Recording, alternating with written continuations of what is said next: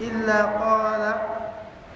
قال رب انظرني إلى يوم يبعثون قال إنك من المنظرين. الحمد لله رب العالمين. Nous louons Allah subhanahu wa ta'ala, nous le glorifions, nous cherchons refuge auprès d'Allah contre le mal de nos actions, de nos âmes. Nous implorons son pardon. Quiconque Allah subhanahu wa ta'ala guide, personne ne peut l'égarer, et celui qu'Allah égare n'aura point de guidance.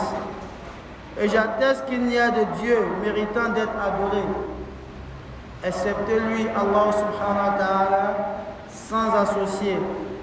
Allah subhanahu wa ta'ala qui a donné la vie et qui donne la mort. Et Allah subhanahu wa ta'ala, il est capable de toutes choses. Rien n'est difficile pour Allah subhanahu wa ta'ala. Allah subhanahu wa ta'ala, c'est lui-là même qui a créé les cieux, qui a créé les terres, les 7 couches de terre, et qui a créé les hommes et les djinns. Allah subhanahu wa ta'ala qui a créé tous les êtres que nous voyons et les êtres que nous ne voyons pas. Et Allah subhanahu wa ta'ala, son ordre, c'est de dire kun fayakun, et ce qu'il veut est. Ça c'est Allah subhanahu wa ta'ala. Rien n'est impossible à notre Seigneur, Allah subhanahu wa ta'ala. C'est lui le capable de toutes choses. Et je témoigne que Muhammad alayhi salatu wa salam est le serviteur d'Allah subhanahu wa ta'ala, en plus d'être son envoyé à l'humanité. Celui-là même qui n'a laissé aucune bonne action, il n'a laissé aucune œuvre de piété sans qu'il ait demandé, sans qu'il ait enseigné cela à sa communauté et ait exhorté sa communauté à son application. Il n'y a pas une bonne chose que Rasul sallam a laissé derrière lui tant qu'il n'ait enseigné ça aux musulmans. Et aussi, il n'y a pas de mauvaises choses pour le musulman, de mauvaises actions tant qu'il n'ait interdit cela à sa communauté. Il nous a tout enseigné avant de rejoindre son Seigneur, Allah subhanahu wa ta'ala. Il a été sincère envers sa communauté en lui enseignant tout ce qu'elle doit savoir pour son bonheur ici-bas et son bonheur dans l'au-delà. En lui enseignant tout ce que sa communauté doit savoir comme mal pour être épargné dans ce bas monde comme dans l'au-delà. Sallallahu alayhi wa sallam. Après cela, nous cherchons protection auprès d'Allah contre le mal du diable, le mal de Shaitan, le lapidé, le banni, contre ses adeptes, ses disciples et contre ses insufflations, ses stratagèmes et contre toute son armée. Allah subhanahu wa ta'ala de nous protéger contre son mal.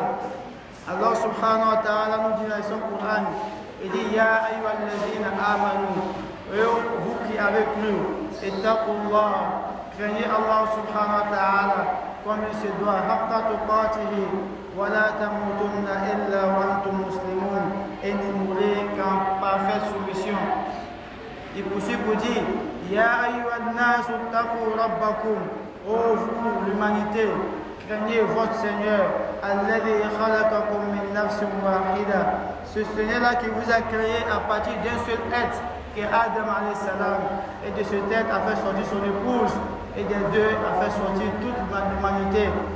Wattaqullaha alladhi tasa'aluna bihi wal arham, et craignez ce Dieu-là qui va vous interroger sur les différentes vos relations que vous entretenez les uns envers les autres, et craignez Allah subhanahu wa ta'ala, celui que par le nom vous faites des demandes mutuelles.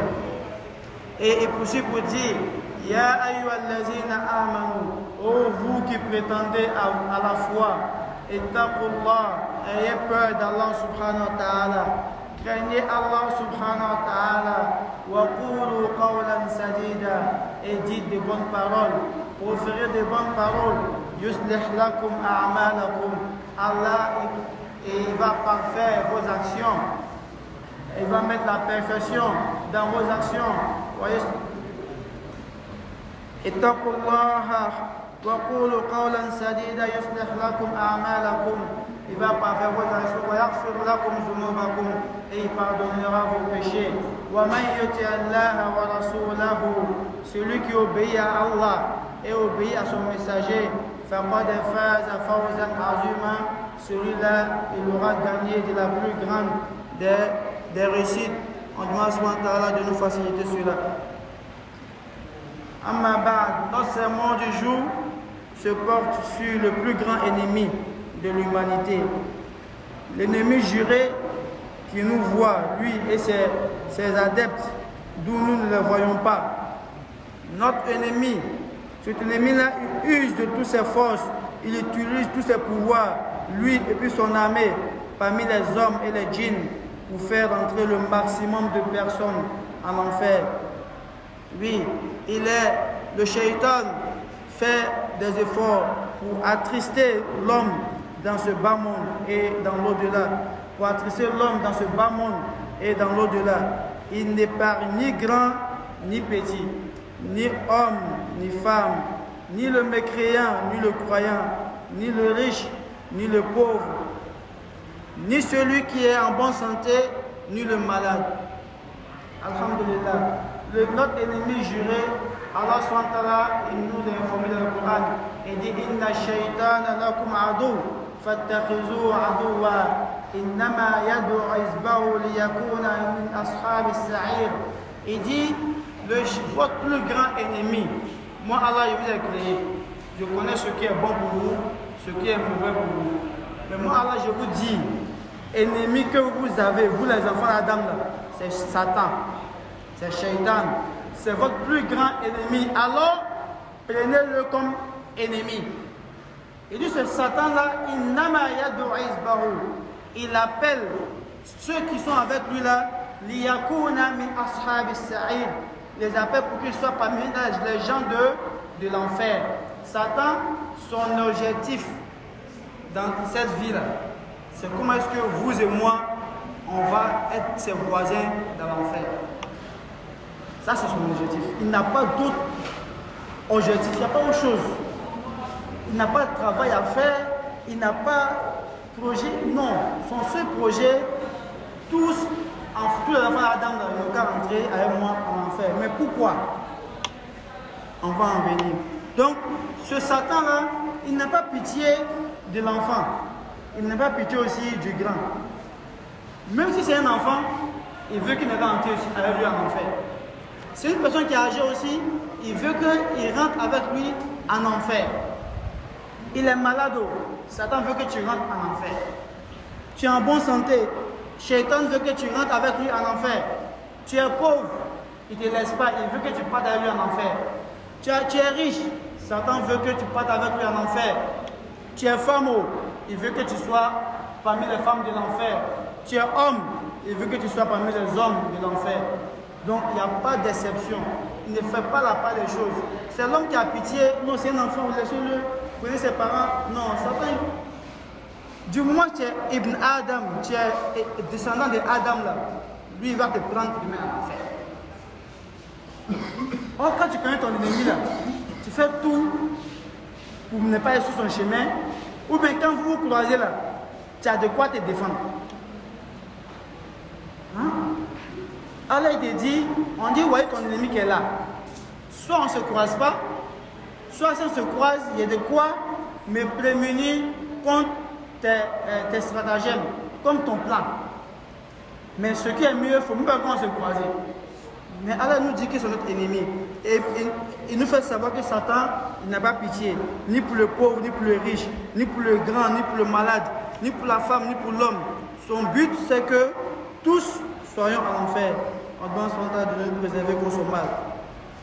Et comme je le disais, le plus grand objectif de Shaitan, c'est d'amener l'homme, le fils d'Adam, à être ingrat, à ne pas reconnaître les bienfaits d'Allah subhanahu wa ta'ala sur lui, à être quelqu'un qui est désobéissant envers Allah subhanahu wa ta'ala. Puisque Allah SWT dit dans son Coran, dans la sourate Al-A'raf, verset 17, il dit Allah, lorsque on va revenir un peu en arrière, Allah a dit aux anges, إِذْ قَالَ رَبُّكَ لِلْمَلَائِكَةِ إِنِّي جَاعِلٌ فِي الْأَرْضِ خَلِيفَةً. Lorsque Allah a dit aux anges, je vais mettre sur la terre quelqu'un qui va me représenter, un vicaire. Allah, tu as mis les gens sur la terre, ils vont venir verser le sang encore, comme les génies qui étaient là avant, ils ont versé le sang, ils ont fait du n'importe quoi sur la terre, jusqu'à ce que nous, on vienne les combattre, les tuer tous. Quand on voit encore des hommes, une bêtise là. Allah il dit quoi?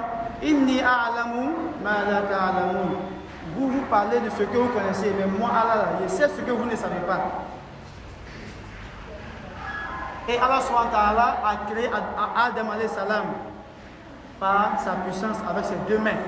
Noble Allah subhanahu wa ta'ala. Et il a dit quoi? Il dit Usjudu li Adam. Fasajadu al-malaikatu kulluhum ajma'in illa iblisa kana min al-jinn. Il dit quoi? Tous les anges, lorsque Allah a fini de créer Adam, il a dit prosternez-vous pour Adam. Prosternez-vous pour Adam. Mais avant ça, ils ont montré qu'ils sont mieux qu'Adam. Shaitan a dit Allah, tu m'as créé de feu. Lui, tu l'as créé de terre. Les anges ne voulaient pas que Dieu crée l'homme au fait la réalité. Puisque eux-mêmes sont là, ils adorent Dieu, il n'y a pas de pression. On est là, on t'adore. Tu as un être qui est venu corrompre la terre. Allah a montré que Adam est meilleur que eux. Il a montré les choses. Donnez-moi le nom de ça. Les gens ne connaissent pas, puisque eux ils sont programmés pour adorer son nom. Satan aussi ne connaît pas. Il dit Adam, donne-leur le nom de ces choses-là. Adam, c'était ça, c'est ça, c'est ça là. Ça, c'est ça là. Et c'est cuillère, c'est mamite, c'est daba, c'est machette, c'est comme ça. Ils me sont étonnés. Okay? Un être qui est créé tout de suite là, et puis connaît tout ça, nous on ne connaît pas, on est là depuis des millions d'années. Ils se sont calmés. Alors, du coup, vous reconnaissez qu'il est plus savant que vous maintenant là, prosternez-vous pour lui. Les anges n'ont pas discuté, eux ils sont prosternés en même temps. Parce que eux, ils obéissent à Allah subhanahu wa ta'ala. C'est l'homme et puis génie là, qui peut choisir d'obéir à Dieu comme le désobéir. Mais plus que Satan, c'est un génie. Il dit non, moi je ne peux pas me prosterner pour quelque chose que tu as créé à partir de la terre.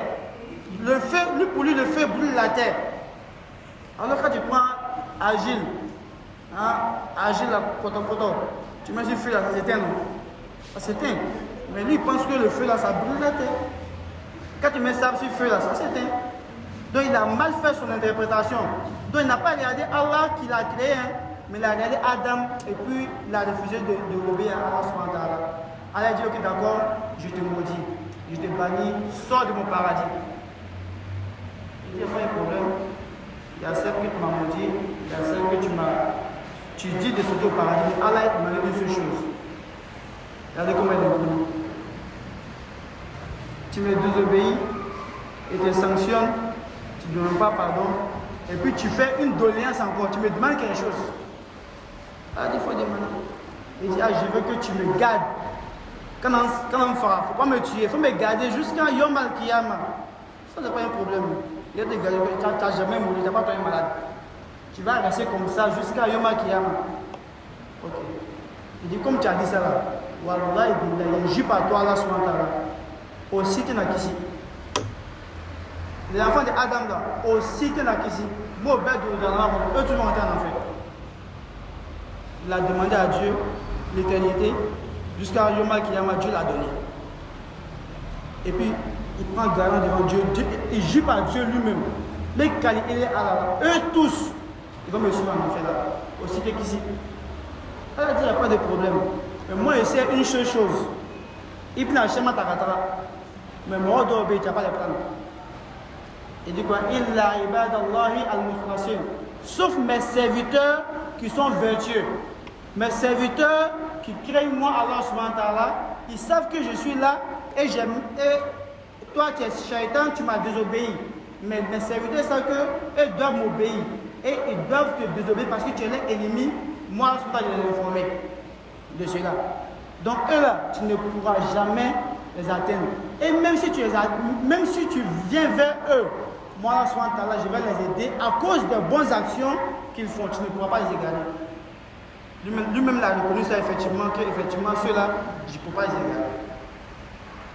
Donc c'est pourquoi là, il dit Iblis, c'est un diable pour nous. Donc pour revenir au verset, il dit Allah. Après ça, il dit Allah. Il dit je vais les attaquer de tous les côtés.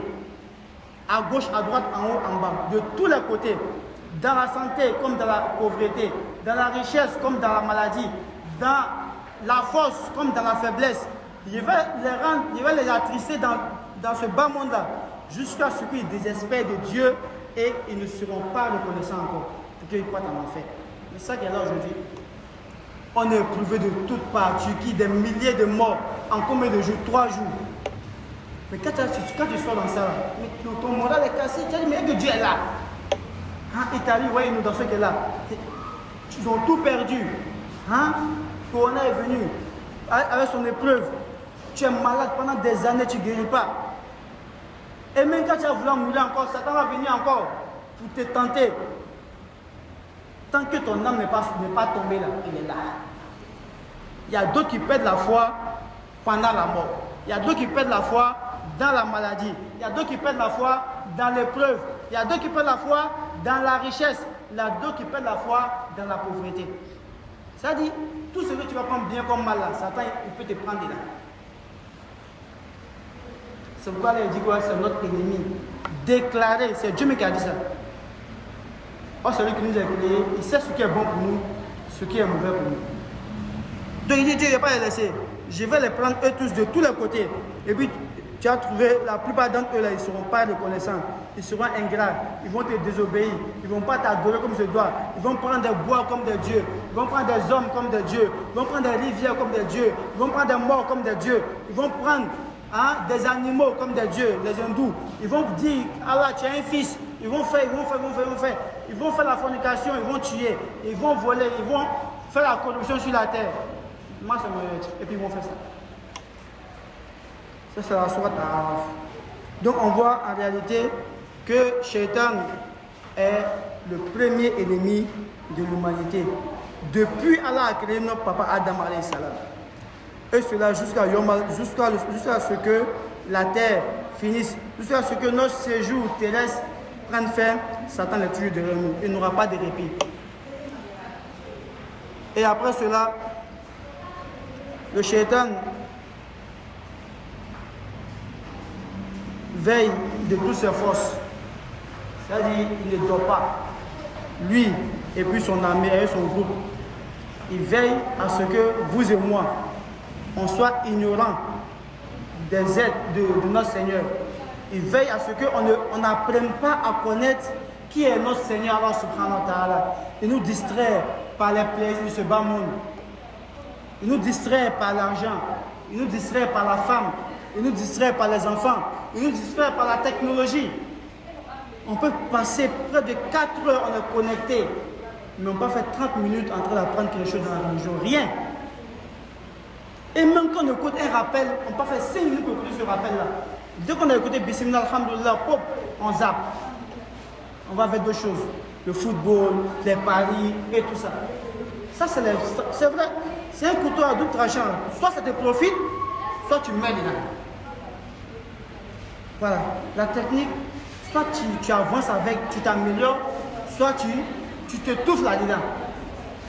Il dit, il ne va pas nous laisser, il va nous prendre de tous les côtés. Donc, il veille de toutes ses forces afin de pouvoir atteindre son objectif. Son objectif ultime, c'est de rendre l'homme faible, malade dans son âme et dans son corps. Pourquoi? Parce que la situation de faiblesse spirituelle, de faiblesse matérielle, de faiblesse physique aide énormément le shaitan. Aide énormément le shaitan afin d'atteindre son objectif, son objectif vil. On demande à Allah de nous mettre à l'abri de shaitan et de son complot et de nous mettre à l'abri des alliés de shaitan. Et pour terminer, Allah nous dit dans plusieurs versets concernant le shaitan, pour nous montrer à quel point il est méchant, à quel point il est sans scrupule, hein, et il est désobéissant envers son Seigneur, à quel point c'est un ennemi, hein, à ne pas négliger pour le fils d'Adam. Allah nous dit dans la sourate Hijr, il dit, Seigneur, donne-moi un temps, donne-moi un répit jusqu'au jour où les hommes seront ressuscités. Allah dit alors, tu es de ceux qui ont le répit jusqu'au jour connu. Il dit, Seigneur, dit-il, comme tu m'as égaré, j'embellirai à leurs yeux le péché. Hein? Allah, comme tu as voulu que je sois égaré, il accuse Dieu. Comme tu m'as égaré. Quand Allah a dit n'a qu'à se prosterner là, il existait deux créatures. Il y avait ange, il y avait lui. Pourquoi les gens se sont prosternés puis toi tu n'es pas prosterné? C'est que ton fond là, il y a de l'orgueil. Ton fond, tu n'es pas reconnaissant. Donc Allah, on voit à travers ce verset que Dieu égare les gens là à cause de toi et ton fond. Si tu n'as pas un fond qui est sincère, Dieu il va te laisser dans ce que tu fais. Il peut t'enlever dedans. Allah veut qu'il y ait du mouké là, habite ta kaboua là, kun fayakun. Il veut qu'est-ce que la sans problème. Mais il ne va jamais le faire. Parce que Allah il est juste. Mais, moi, ils font le péché, ils font le mal. Ils savent que c'est le mal. Ils veulent arrêter ce mal-là. Ils font des efforts. Ça prend du temps. Mais à la fin, Allah les aide. Parce qu'ils ont fait des efforts pour changer. Mais d'autres, ils font le mal. Ils n'ont pas de remords. Ils persistent dans le mal. Ceux-là, Allah sait que leur fond, il est mauvais. Leur âme est mauvais. Alors, il les aide, il les garde dans ça jusqu'à ce qu'ils les rencontrent. Jusqu'à ce que la mort les atteigne. Donc, Allah ne garde pas quelqu'un parce qu'il veut égarer la personne. La preuve, c'est que Rasul dit quoi? Il dit chacun d'entre nous a sa place au paradis comme à l'enfer. C'est pourquoi quand Rasul dit quand le mort est installé dans sa tombe, les anges vont lui montrer sa place au paradis et sa place à l'enfer. Si tu étais mauvais, c'est là que tu allais partir. Voici ta place. Mais comme tu as fait le bien, voici ta place au paradis. Et il y a ça jusqu'à le monde va arriver. Mais s'il est mauvais, il dit voici ta place au paradis. C'est là que tu allais partir si tu avais fait bonne action. Mais comme tu as fait le péché, tu as suivi Shaitan, comme il trouvait Shaitan encore, il met sur la bateau, il a conduit que voici ta place à l'enfer. Et il reste là en train de regarder, en train de subir l'histoire de Makiyama. Car nous préserve de cette fin-là. On demande à Subhanahu wa Ta'ala que nous protège contre le mal du diable, Shaitan, contre tous ses plans et toute son armée parmi les djinns et parmi les djinns, les génies et les hommes. أقول ما تسمعون وأستغفر الله لي ولكم ولسائر المسلمين كل ذنب واستغفروه إنه هو الغفور الرحيم.